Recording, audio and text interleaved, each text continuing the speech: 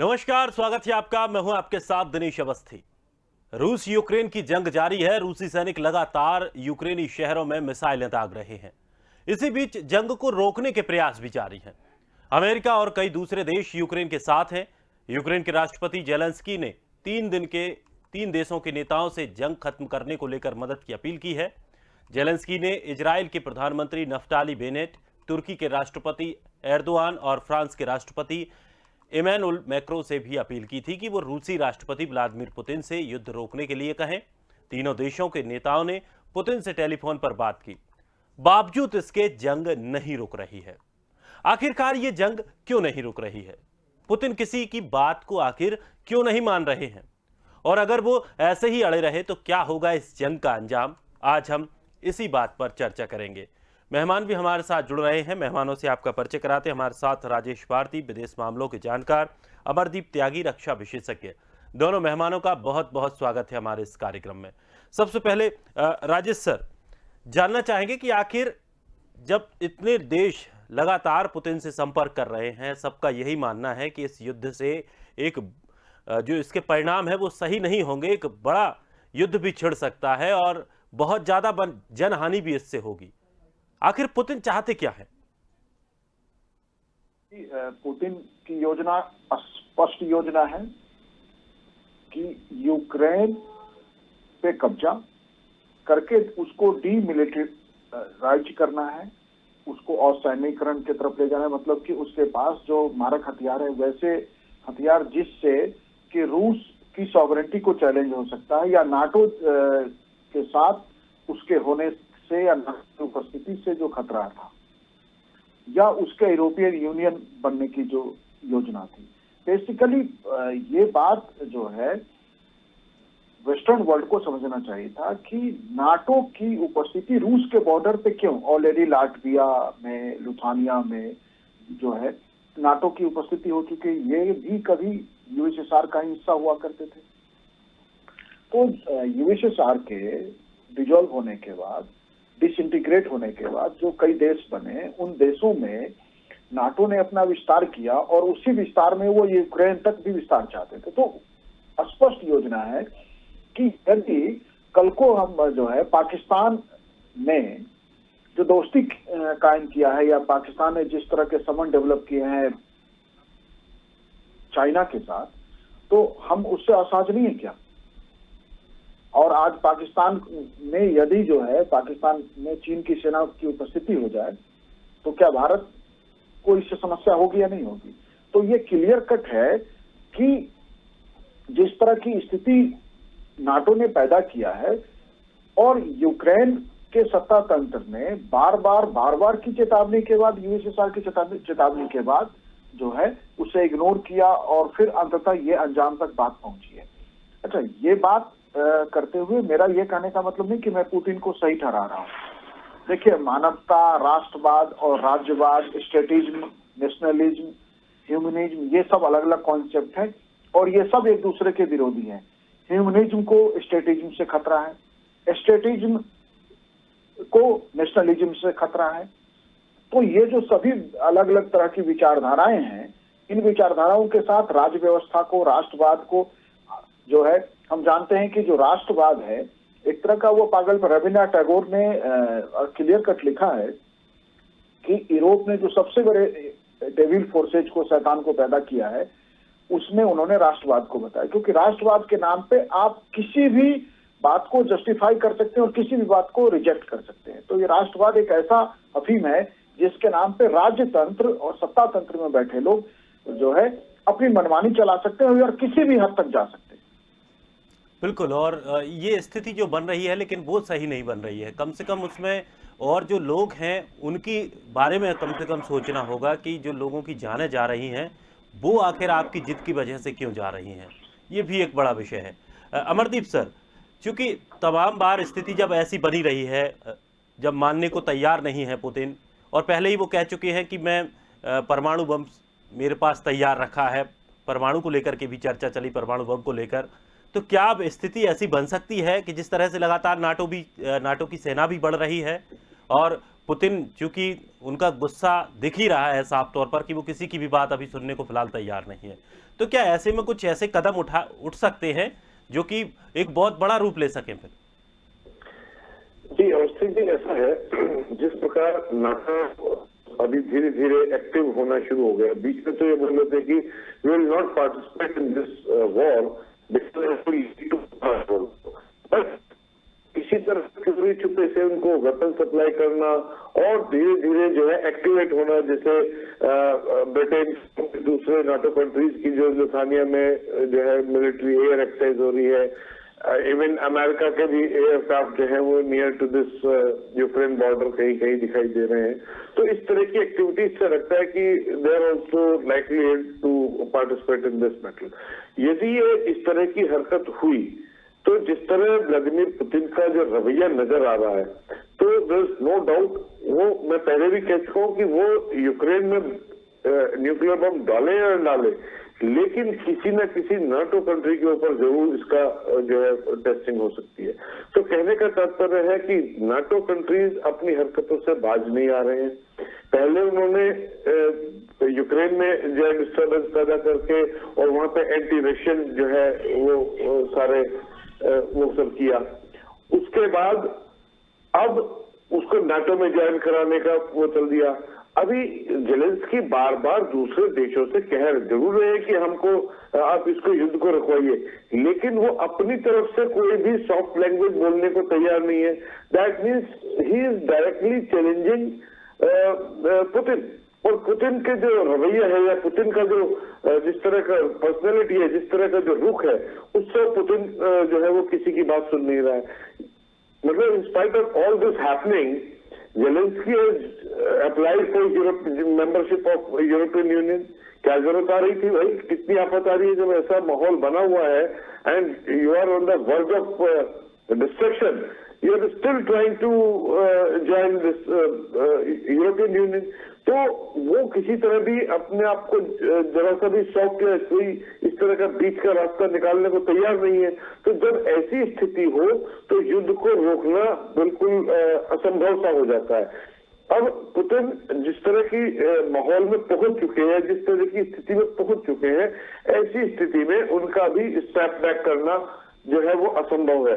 अब वो ऐसी जगह पहुंच गए हैं कि उन्होंने यूक्रेन पे ऑलमोस्ट कब्जा है। ओनली थिंग इज कि यह है कि बस किस दिन जेलेंस्की को पकड़े या वहां की गवर्नमेंट का फॉल हो और एक ऑफिशियल सरेंडर या ऑफिशियल सीज फायर की घोषणा हो जाए, उसका इंतजार है। प्रोबेबली जिस तरह जेलेंस्की ने अपने प्रधानमंत्री मोदी जी से बात की, मोदी जी ने जो है व्लादिमीर पुतिन से बात की, उससे कहीं लगता है कि शायद यदि और थोड़ा सा प्रोएक्टिव रोल यदि मोदी जी अदा करें तो शायद कुछ संभव हो कि ये युद्ध रुक सके। लेकिन जब तक ये नाटो कंट्रीज न रुकेंगे तब तक ये इस तरह की हरकत होती रहेगी। बिल्कुल। और ये पहले इन्होंने ये काम किया कि पहले यूक्रेन को भड़काया और फिर जब यूक्रेन आधे से ज़्यादा तबाह हो चुका है उसके बाद अब और स्थिति बिगाड़ने के लिए आ रहे हैं। ये वाकई ये भी एक सोचने का विषय है। राजेश सर, क्या कुछ अभी भी ऐसी चीज़ें हैं या ऐसी बातें हैं जिन बातों पर सहमति बन पाए और जो अब इतनी बड़ी त्रासदी अभी तक हुई है उसको छोड़कर आगे स्थिति और ना बिगड़े? क्या आपसी समझौता अभी भी हो सकता है? कुछ ऐसे पहलू हैं जिनको लेकर बातचीत की जा सके? जी, निश्चित रूप से ऐसे पहलू हैं। सबसे पहला पहलू तो यह है कि नाटो की ओर से घोषणा हो कि हम यूक्रेन में आगे विस्तार की कोई हमारी योजना नहीं, या यूक्रेन को हम अपना सदस्य नहीं बनाने जा रहे हैं। यूक्रेन को यह घोषणा करना होगा कि हम नाटो ज्वाइन नहीं करेंगे, हम यूरोपियन यूनियन ज्वाइन नहीं करेंगे और हम रूस के लिए खतरा नहीं बनेंगे।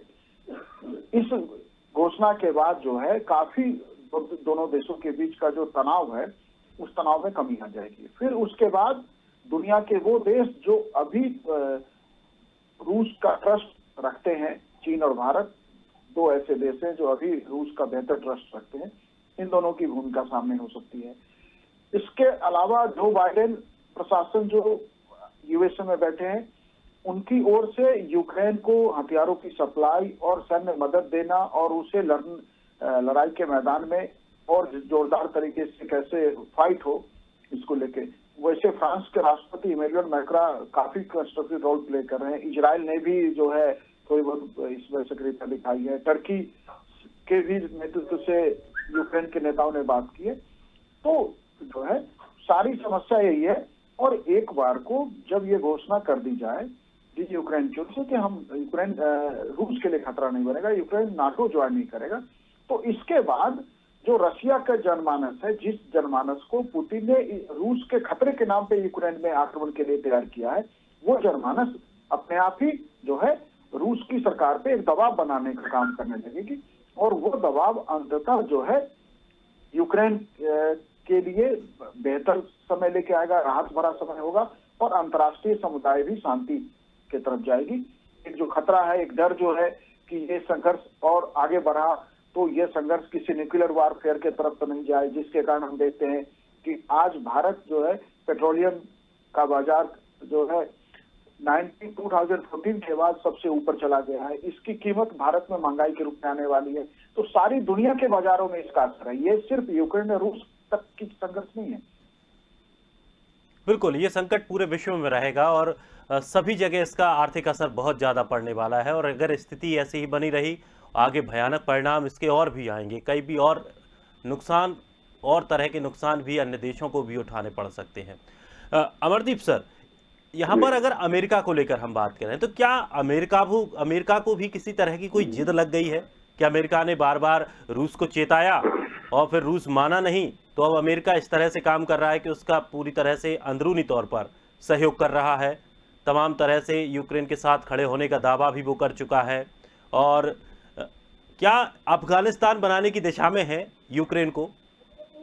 बिल्कुल, देखिए अमेरिका ने आज तक जहां भी किया है इसी तरह का एक रोल अदा किया है। उसने कहीं भी ऐसा रोल नहीं किया कि वहां पर शांति हो, अशांति का माहौल बना के रखा है, चाहे वो इराक हो, चाहे वो अफगानिस्तान हो, और फिर उसको एक ऐसी स्थिति में छोड़ के वहां से चले जाना कि जहां पे कोई स्थिरता आई ना हो। तो इस तरह का जो काम करते रहते हैं, और जिस तरह चोरी छुपे हथियारों की सप्लाई यहाँ पे चल रही है, तो कल को यदि रशिया जो है यूक्रेन पे कब्जा भी कर लेता है तो भी वो हथियारों की सप्लाई आम जनता के बीच इसलिए हो रही है कि वो as a kind of missionary जो है वहाँ पे मर्सिनरीज की तरह वहाँ पे रशिया के साथ जो है वो लड़ते रहे और एक अशांति का माहौल बना रहे, जिससे कि रशिया जो है लगातार kind of you can say insurgency या एक इंटरनल कॉन्फ्लिक्ट के तहत जो है वो जूझता रहे इनसे। तो इस तरह की सोच विचार अमेरिका की दिखाई देती है, जो सही नहीं है। जिस तरह से अमेरिका इस देश विश्व का जो है एक बड़ा देश है, यूएनओ का एक सक्रिय मेंबर है, वीटो पावर रखता है, और जिस तरह की एक मैच्योरिटी दिखानी चाहिए उस तरह की मैच्योरिटी उनके न तो स्टेटमेंट में दिखाई देती है, न ही उसके किसी एक्शन में दिखाई देती है। उस सिचुएशन को डिफ्यूज करने के बजाय उसमें जैसे आग में घी वाला जो काम है वो अमेरिका लगातार कर रहा है। तो अमेरिका को कायदे में तो जिस तरह के जिम्मेदारना वो देश होना चाहिए उस तरह की बिहेवियर करना चाहिए, और उसको शांत करने के प्रयास करने चाहिए, ना कि अशांत बनाने के लिए। यदि अमेरिका इस तरह की हरकत ना करता जो 2014 में उन्होंने की है, एंटी रशिया कैंपेन चला के यूक्रेन में पूरा माहौल खराब किया है, यदि वो ना करता या नाटो फोर्सेस को यहाँ पर लाने के लिए नाटो में ज्वाइन कराने का प्रयास ना करता, तो ये स्थिति इस तरह की बनती ही नहीं। तो अमेरिका का चाहे राष्ट्रपति कोई भी हो, कैसा भी हो, वो हमेशा इस तरह की हरकत करते हैं कि जहां पर ये विश्व शांति को खतरा पैदा हो जाता है। पहली बार भी जब जापान में बम डाला अमेरिका ने, चाहे वो कंडीशन कुछ भी रही हो कि वो पर्ल हार्बर पर जापान का अटैक हो गया था, ये हो गया था, वो हो गया था, जो भी बहाने हो, लेकिन वो बहुत ही गैर जिम्मेदाराना हरकत थी एटम बम डालना। जिस तरह से वहां पर लोगों की कैजुअलिटी हुई, जिस तरह वहां के नुकसान हुए, तो उसका जो खामियाजा जहां पे आज भी जापान के लोग भुगत रहे हैं, तो वो बहुत गलत है। और आज भी जिस तरह का माहौल वो क्रिएट कर रहा है, लेटर और सुनर यदि एटम बम का इस्तेमाल हुआ तो उसके लिए ये अमेरिका ही जिम्मेदार होगा। तो अमेरिका को इस तरह का गैर जिम्मेदाराना हरकत से बचना चाहिए। क्या ताइवान को भी इसके हम जोड़कर देख सकते हैं कि चाइना को लेकर ताइवान में भी अमेरिका कुछ अपनी हरकतें कर रहा है? देखिए जिस तरह चाइना जो है, चाइना की जो पॉलिसी है, China is always looking forward for the opportunity to attack और टू कैप्चर ताइवान, और ताइवान पे अटैक करना सीधे सीधे अमेरिका को चैलेंज करना है। तो अमेरिका इस तरह की यदि माहौल ना, जिस तरह वो ताइवान को सप्लाई करता है, ताइवान को सपोर्ट करता है, उस तरह ना करे तो शायद चाइना भी थोड़ा बहुत सॉफ्ट हो सकता है, या उन चीजों को एक टेबल पर बैठ के बात की जा सकती है कि भाई इस तरह की हरकत ना करो, किसी भी कमजोर देश को या छोटे देश को बड़े देश जो है वो इस तरह कैप्चर ना करें। तो इस तरह की बातें टेबल पे हो सकते हैं इंस्टेड ऑफ इंस्टिगेटिंग। ये इंस्टिगेशन का काम नहीं होना चाहिए। बिल्कुल, यानी दोनों जो दिए हैं उनमें तेल डालने का काम अमेरिका कर रहा है साफ तौर पर। जहां भी अमेरिका को ऐसा लगता है कि कोई कंट्री या बड़ा देश जो अगर अच्छी तरह से विकसित हो रहा है और अगर वो पावरफुल होने की दिशा में जा रहा है, तो उसको कहीं ना कहीं रोकने की ये प्रयास के तौर पर भी हम इसे समझ सकते हैं। राजेश सर, अब अगर स्थिति चूंकि अब बन चुकी है, काफ़ी कई दिन हो चुके हैं, बहुत सारी संस्थाएं नष्ट कर दी गई हैं रूस के द्वारा, और यूक्रेन भी दावा कर रहा है कि तमाम नुकसान उसने रूस का भी किया है।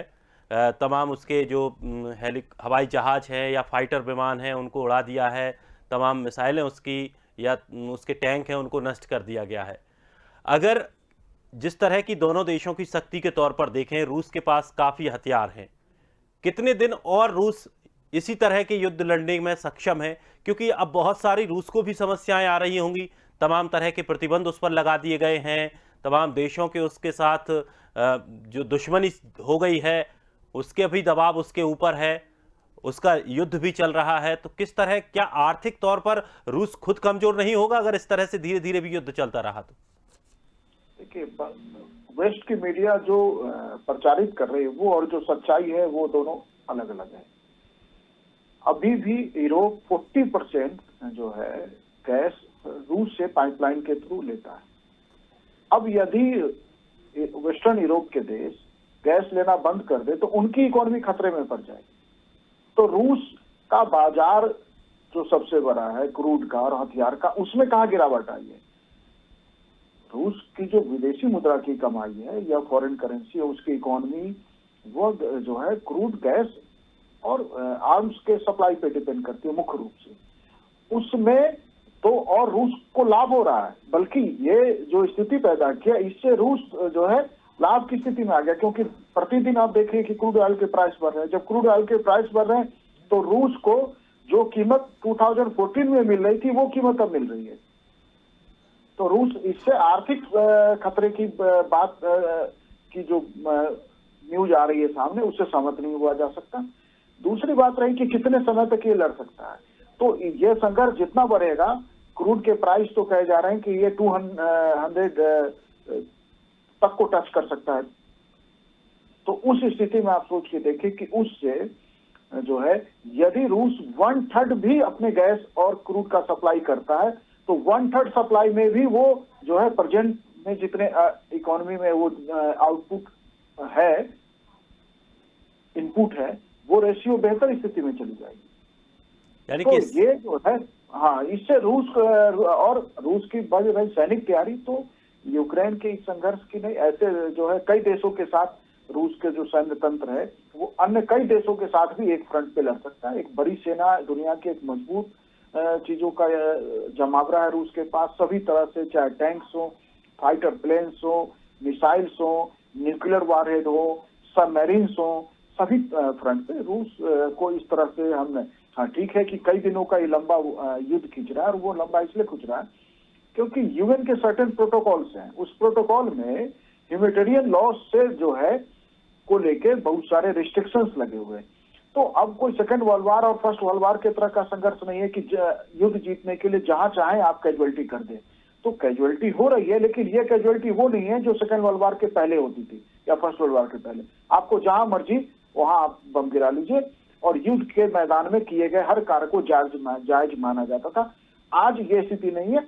यदि सिविलियन एरिया है, वहां आसपास कोई गवर्नमेंट बिल्डिंग नहीं है, और फिर भी आप का मिसाइल या वहां पे जो है एयर रूट से आपने बम ड्रॉप किया है, तो आपको जो है जनमानस के विरोध का सामना करना पड़ेगा, और इवन आंतरिक जनमानस भी विरोध में आ जाती है ऐसे में।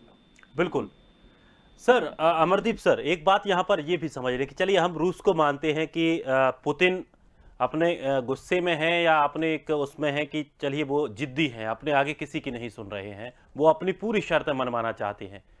लेकिन अगर यूक्रेन को देखें तो यूक्रेन भी तो अपनी जिद पर है।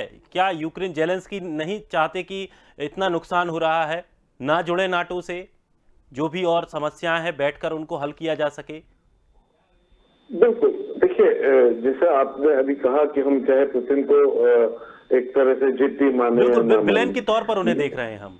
लेकिन नहीं, हाँ देख रहे हैं, लेकिन आप जरा दूसरे एंगल से देखिए कि कोई भी व्यक्ति इतना बड़ा स्टेप या कोई भी कंट्री इतना बड़ा स्टेप कब लेगा, जब उसके अपने देश को खतरा होगा। अपने देश हित को प्रमुख रखते हुए वो उसने ये स्टेप लिया है, जहां तक मुझे ये नजर आता है। क्योंकि यदि गलती से यूक्रेन पर ये एक्शन ना लेता और यूक्रेन जो है नाटो का मेंबर बन जाता और कल को नाटो फोर्सेस यहाँ बैठ जाती, तो ये इस तरह की त्रासदी या इस तरह की समस्याएं रूस के अंदर देखने को मिल सकती थी। उसके अलावा जिस तरह पुतिन इस ऑपरेशन को कंडक्ट कर रहे हैं, जिस तरह रशियन आर्मी कंडक्ट कर रही है, आज सुबह की रिपोर्ट के हिसाब से यूएनओ ने बताया कि 406 लोग इसमें हताहत हुए हैं, जो मारे गए हैं। तो कहने का तात्पर्य 13 दिन का युद्ध हुआ है, जिसमें इतनी सारी मिसाइल चल रही हैं, इतना सारा बम्बार्डमेंट हो रहा है, सब कुछ हो रहा है, उसके बावजूद कुल 406 लोग, it's not a big figure if you consider it's a war. तो कहने का तात्पर्य है कि रशियन फोर्सेस जो है बड़े फूक फूक के ऑपरेशन को कर रही है, कदम फूक फूक के रख रही है, और वो कोशिश किया जा रहा है कि ज्यादा से ज्यादा मिलिट्री इंस्टॉलेशंस को नुकसान पहुंचाया जाए, जिससे कि समहाउ इनकी आर्मी जो है वो सरेंडर कर दे।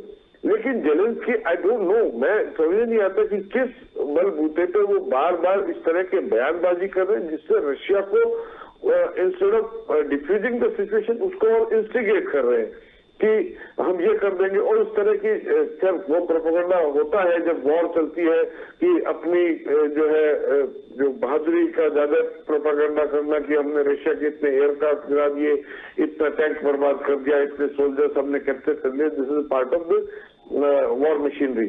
तो कहने का तात्पर्य, लेकिन जेलेंस्की को भी सोचना चाहिए कि किसी तरह इस सिचुएशन को, क्योंकि आज की जो स्थिति में यूक्रेन जो है ऑलमोस्ट, यदि इंफ्रास्ट्रक्चर को देखें, यदि 406 कैजुअलिटीज को हम साइड कर दें, तो उसके अलावा जिस तरह का डिस्ट्रक्शन यूक्रेन में हुआ है, उसको रिकंस्ट्रक्ट करने में भी समय लगेगा, चाहे वो कल को रशिया उसको रिकंस्ट्रक्ट करे या यूक्रेन को, यदि वो यूक्रेन को एक आजाद देश बना देते हैं या उसकी गवर्नमेंट चेंज होने पर उनको एक अलग से डोमिनियन काइंड ऑफ स्टेटस देके उसको रखते हैं, तो भी मतलब इसको रिकंस्ट्रक्ट करने में जो है वो बहुत समय लगेगा। और जिनका जो आदमियों का लॉस हुआ है और जो आम जनता का लॉस हुआ, वो तो इर्रिपेयरेबल है, उसका तो कुछ रिकवरी हो ही नहीं सकती। तो कहने का तात्पर्य देश की जनता के लिए एटलीस्ट और कुछ नहीं तो जेलेंस्की को थोड़ा सा झुकना चाहिए या थोड़ा सा उस चीज को समझना होगा, जिससे कि इस तरह की जो व्यापक स्तर पर जो विध्वंस मचा हुआ है वो कम से कम थम जाए। बहुत बहुत शुक्रिया आप दोनों मेहमानों का, इतना कीमती वक्त आपने दिया और बड़ी महत्वपूर्ण जानकारियां दी। तो अब ये जंग कब रुकेगी ये तो फिलहाल तय नहीं है, लेकिन हाँ, बातचीत की जा सकती है। यूक्रेन को थोड़ा सा बात को समझना होगा। जिस तरह से रूस लगातार कहता रहा है कि उनकी जो शर्तें हैं उनको माना जाए, लेकिन अगर नाटो की सेनाएं जिस तरह से लगातार बढ़ रही हैं और अमेरिका पीछे से अपनी जो चाल चल रहा है, वो युद्ध को और बढ़ावा दे रहा है। फिलहाल इस खास कार्यक्रम में इतना ही। ताजा तरीन खबरों के लिए आप बने रहिए स्वदेश के साथ। सबसे पहले देश।